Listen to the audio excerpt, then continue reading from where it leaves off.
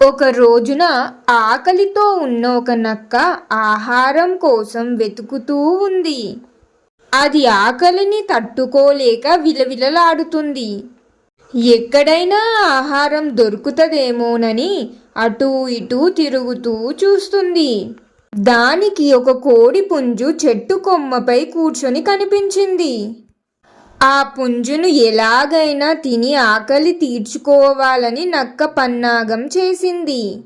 నక్క మెల్లగా చెట్టు దగ్గరకు వచ్చి ఇలా చెప్పింది ఆ కోడి పుంజుతో. మిత్రమా, ఇప్పుడే ఆకాశవాణిలో ఒక వార్త వచ్చింది.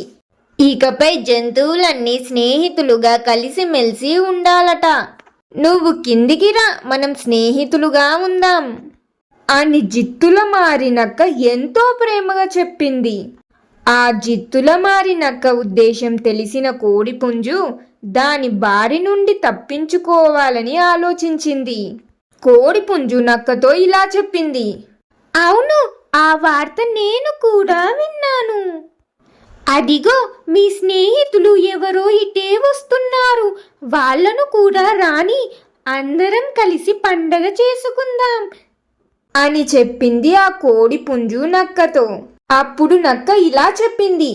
ఈ దారిలో నా స్నేహితులు ఎవరు లేరు, ఎవరు వస్తున్నారు? దానికి కోడి పుంజు ఇలా సమాధానం చెప్పింది. వేట కుక్కలు వస్తున్నాయి. కోడి అలా చెప్పడంతో వేట కుక్కల పేరు వినగానే నక్క భయంతో వణికిపోయింది.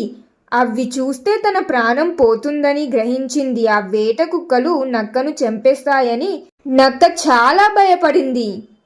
నక్క భయపడటం చూసి కోడిపుంజు ఇలా చెప్పింది. ఎందుకు నక్క అంతలా వణికిపోతున్నావు? దానికి నక్క ఇలా సమాధానం చెప్పింది.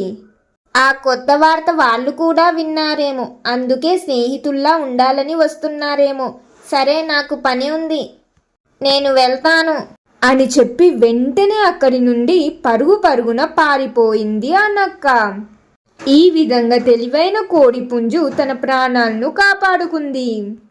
Moral of the story. ఈ కథ ద్వారా నేను మీకు తెలపాలనుకున్న నీతి ఏమిటంటే, తెలివిగా ఆలోచించి మోసాన్ని ఎప్పుడు బుద్ధి బలంతో జయించాలి. ఆపదలో ఆత్మరక్షణకు తెలివిని ఉపయోగించడం తప్పు కాదు. మరి ఈ కథ మీకు ఎలా అనిపించింది? నేను చెప్పిన ఈ కథ మీకు నచ్చిందా? ఎలా ఉంది ఈ కథ అనేది తప్పకుండా మీ యొక్క చిన్న అభిప్రాయాన్ని కామెంట్స్లో తెలియజేయండి. మరియు కథ నచ్చితే తప్పకుండా లైక్ చేయండి. మీ ఫ్యామిలీ అండ్ ఫ్రెండ్స్ తోటి కూడా షేర్ చేయండి. ఇంకేనో మంచి కథల కోసం ఇప్పుడే మన ఛానల్ని సబ్స్క్రైబ్ చేయండి. ఇంకొక మంచి కథతో మళ్ళీ కలుద్దాం. ధన్యవాదాలు.